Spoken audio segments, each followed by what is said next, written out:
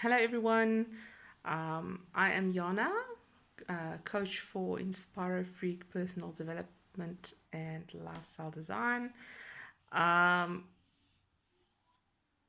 I'm going to talk to you a little bit about following your heart and actually finding your destiny. Very interesting. Why do we have to listen to our hearts? Asked the boy. Because wherever your heart is where you will find your treasure. That is from Paulo Coelho, The Alchemist. What is your calling? Do you know? All of us are born unique. Think back to your childhood. What made you tick? What intrigued and fascinated you? What special abilities or talents do you have?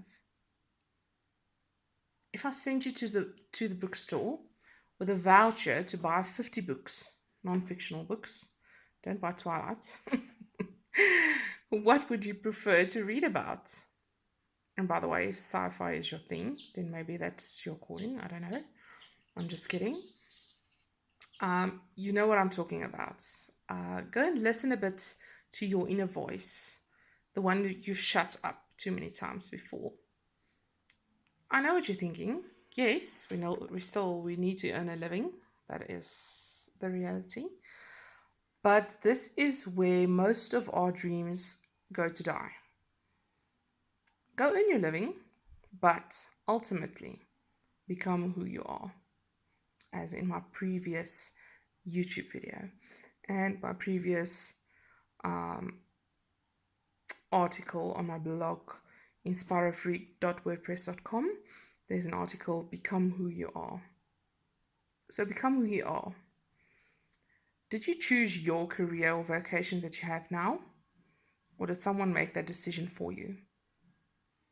You know that it's never too late to start dreaming of a bigger purpose. Are you just setting out, or just are you students and you wanna, you finished your matric, or you just sitting out? Choose a field related to your interests. You don't have to decide your fate by now. Just choose something general within the field of your interest, because you will eventually find a side path and make it into a narrower field, and you will eventually find your niche. Take the road less traveled. It will lead you to your destiny. But you need to get to know yourself first. Find your interests. What is your passion? Don't let the voices of others infect your dreams. Don't choose a false path. And when I'm speaking about a false path, I mean don't choose a career for the money, for the fame, or for the attention, because that's a false path. Choose something that you are truly passionate about. Don't stay stuck in a job you hate. Don't lose your way if you have started out on your dream career or your dream destiny. Don't lose your way. Keep going. Don't conform to society.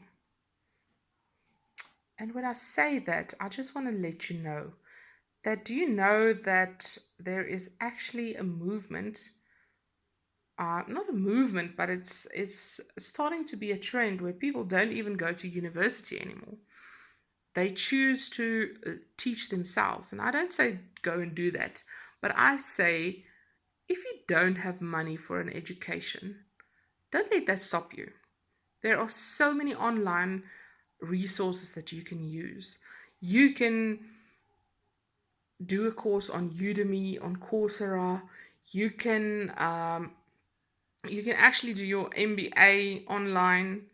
There are free ways of doing it.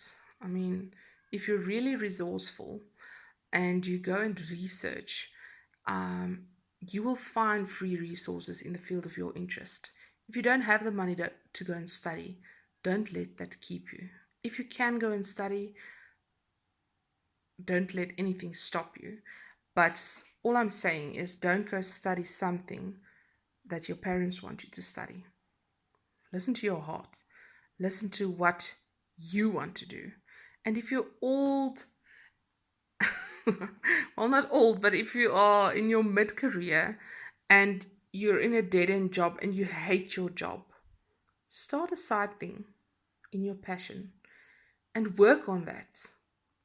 Don't work 9 hours for a boss and come home and don't work on and not work on your dream. To start doing something on the side for yourself. Start building your empire, your goals, your dreams. And until that replaces your career, keep going, keep doing your job, but start thinking of ways to, even if you can integrate your passion into your job that you have at this moment. Okay, think about that for a second. Look for gaps in your field of interest. Find and occupy a perfect niche. What is a niche? Niche is just something that is unique and that not a lot of people focus on. Your unique thing that you do that other people can't do, that you are a master at. Create a field uniquely your own by combining mastery in different fields. I know you've heard about the 10,000 hour mastery thing, but in today's day and age, only having mastery in one field ain't gotta cut it anymore. Just like just having a degree doesn't cut it anymore. You need at least a master's degree to be successful in today's age. And that's what I'm telling you, that don't just focus. If you are a master in some field, add something else. Make a unique field. Um, be a rebel. Foresee changes happening in your profession. Convert your experiences to the higher advantage of others. Money and success that truly lasts come from people who focus on mastery. You've heard the saying, jack of all trades and master of none. You need to be a master in your field, otherwise, you're not going to make money. Otherwise, you're just going to be in a sea of people and you'll never stand out. You need to be a master in your field. But what is mastery? Research shows that mastery is plus minus 10,000 hours spent practicing in a particular field. And if you, let's say, you are not in a practical field, you're in a knowledge kind of field, 500 books kind of equals 10,000 hours. So if you want to be a master in a subject, you need to go and read 500 books in that subject to know what you're talking about, to be a master in your field. And listen, this is just plus minus. This is just some ballpark idea of what you need to be doing. 10,000 hours practical, or actually 500 books read. Okay. Can you be a master or a genius like Einstein or Mozart? Can we? Do you think that he was born that way? Are people born geniuses? Not necessarily. It comes down to genetics, yes, but also your training, your nurture. Was your parents geniuses in that field? Like Mozart, his father was okay. I'm Afrikaans, so I think componist is the English word, and he actually listened to his sister playing because his sister was taking piano lessons, and he used to memorize the melodies in his head, and then he stole his sister's sheet music, and when nobody was watching, he used to figure it out, and that's how he got started. But yes, he was genetically predispositioned because his father was already a componist and his sister was playing, and he was growing up with the sounds and the um, piano as an integral part of his life, and he had an absolute passion for it. They say that he actually he found a way to integrate playing piano in his life, even with his friends. He always found a way to make the piano part of the game they were playing. So that's so nice. And it reminds me of myself too. If I look at my life, if I look back into my life, there were always times that I used personal development. When I was just a teenager, I loved watching Dr. Phil and Oprah, and my whole library is self-help books. And I even started groups for when I was struggling with my marriage. I started a marriage group, and when I was doing my when I was losing so much weight and stuff, I started a exercise group. And then, I mean, so every time I can see a pattern that I actually want to help people with whatever I am struggling with. Because for me, if you're in a hole, why don't you just, instead of climbing out yourself, help other people climb out with you? You know, that's my life philosophy. Um, but getting back to the topic, mastery is not genetics or only reserved for the privileged or elite. It is within each of us.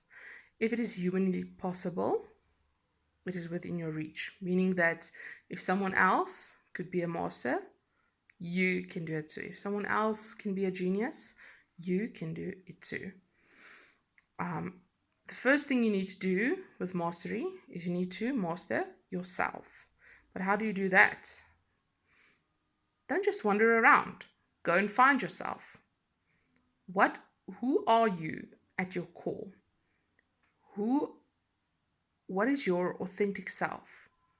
The higher version of yourself, the better you can imagine and visualize. Master yourself and all your weaknesses, and that's why I am so passionate about personal development, because it's self-mastery, mastering yourself first before going out and mastering the world or conquering the world. Master yourself. Learn as many skills as possible, because when you evolve, it creates a snowball effect and it flows into other areas of your life. The project I'm busy with talks about when your physical dimension, when you get fitter and your life is better, or you are more fit, you think better and you perform better. So the physical dimension helps a lot of the categories and the dimensions in your life. But that's just an example. Learn as many skills as you can possibly. Go and take that French class. Learn knitting. Learn running. Learn how to play the guitar. Get yourself into situations where you can explore. Because you won't know what your passion is if you never try anything. And with your kids too, let them explore. Let them do different sports. Don't let them give up easily. But let them try different things so that when they grow up, they know who they are and what they want. When you evolve, it creates a snowball effect and it flows into other areas of your life. Success breeds success, and that is true. So if you want to be a master in a field, go and look for someone that's also a master in that field and go and emulate them. Go and see what have they done to become who they are at this stage. What skills do they have that you can try and accumulate. Give yourself the freedom to try new things. Grow. People are afraid of their dreams. They either feel undeserving or they have a fear of failure. Don't give in to your fears, because then you won't be able to follow your heart. I'll leave you with a quote from Anainen. Life shrinks or expands in proportion to one's courage. So, be courageous, my friend. Thank you for listening to me. Please subscribe to my YouTube channel or go and join us in our Facebook group, Inspire-Free Growth Community. You can also follow my blog, inspirefree.wordpress.com. I hope you enjoyed this video. Goodbye.